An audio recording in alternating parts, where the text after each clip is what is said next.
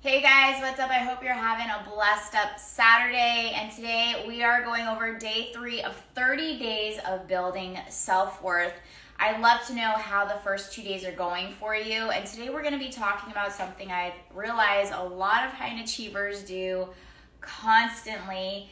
It's one of the things that eventually becomes a personality trait, which is almost always, actually always, not the best thing of how it impacts us. So hello, welcome. Today we're on day 3 on 30 days of building self-worth, 30 days, a whole month of self-appreciation, and how to transition traits that will break down your self-worth and how to transition them into personality traits, habits, the way that you're thinking, to shape-shift it into ways that are going to be more of an asset to you versus a liability. Now, today is about not being overly critical. All right, so how many on here is like, oh my gosh, Tanya, yes, I absolutely beat the life out of myself every single day. Expectations are never met, And transitioning it into, I would say, not being overly critical, inclined to find fault or to judge with severity, admire what you like about yourself.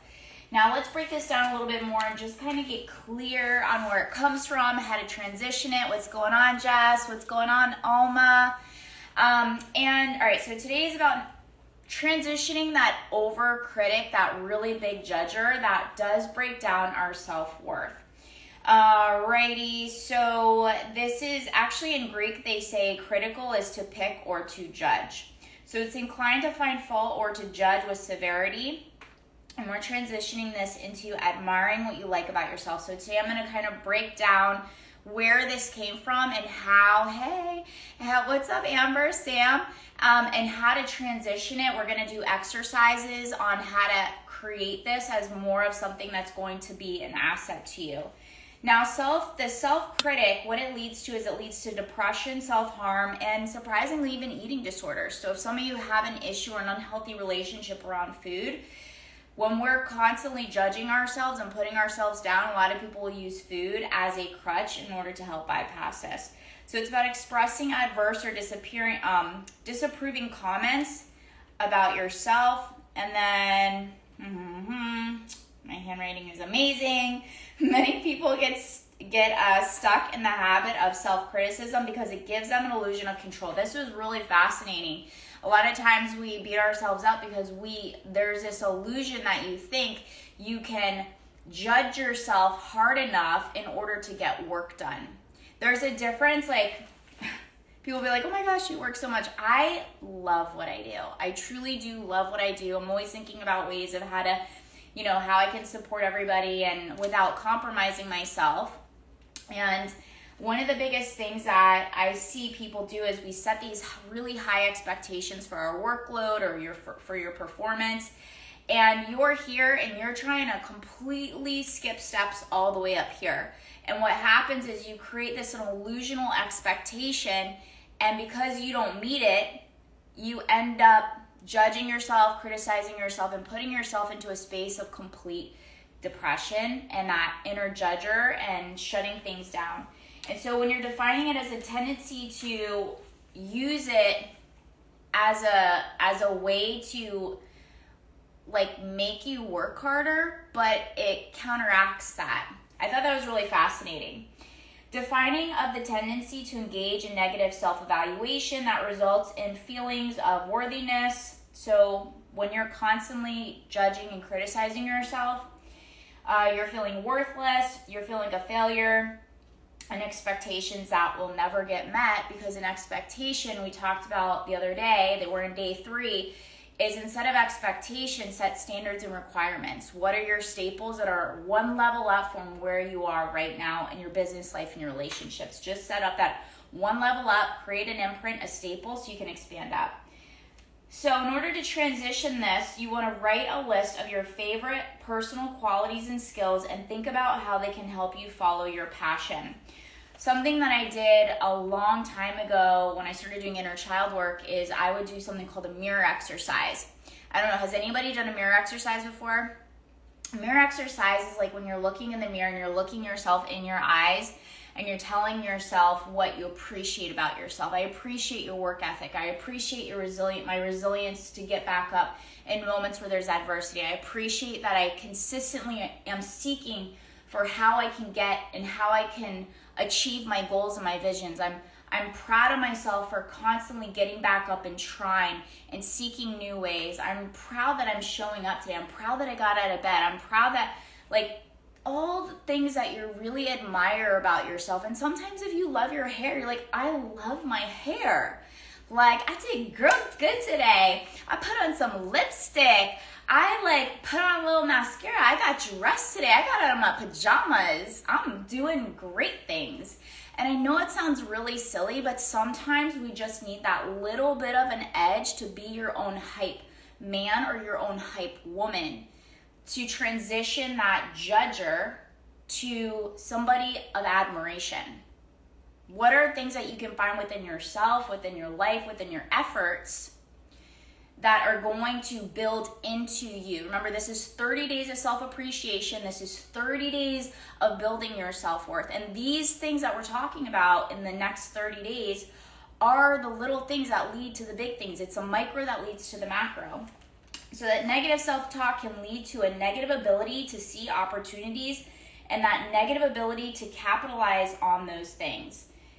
That's what it's going to cost you. When we're so stuck in putting ourselves down and criticizing and beating up on ourselves, you lose track of the opportunities that are right in front of you in order to get yourself to the next level. Because judgment is really what blocks our blessings. There's three things. And so they say there's 3 C's to negative self-talk. You got to catch it, all right? Like trying to catch a fly. You catch your thought. You get it in check, and then you change it.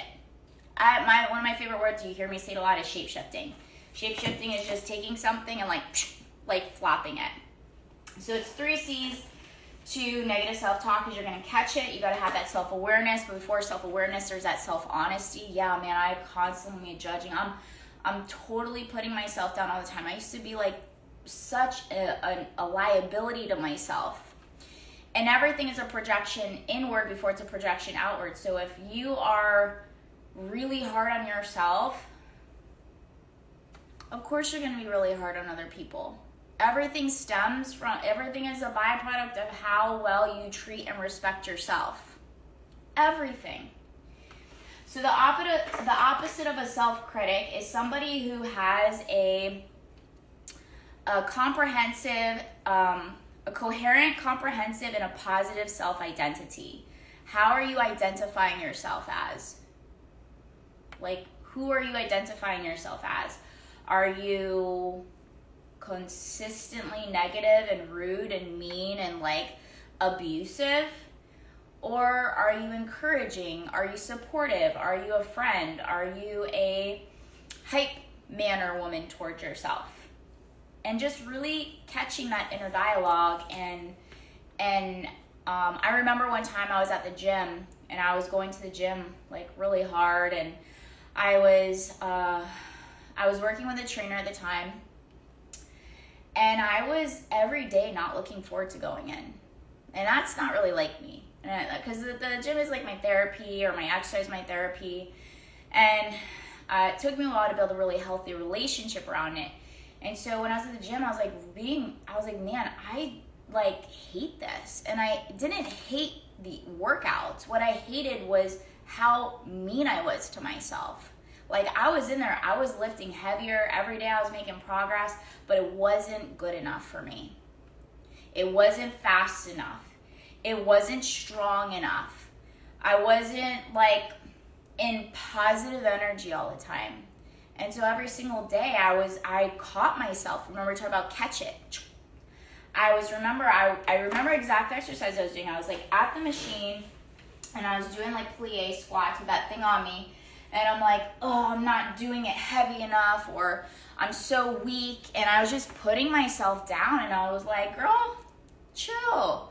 Slow down, breathe, feel your muscles, connect with your body. How amazing is it to feel the burn in the muscles that I have 2 legs and I have great health and I'm here transforming this amazing, beautiful body.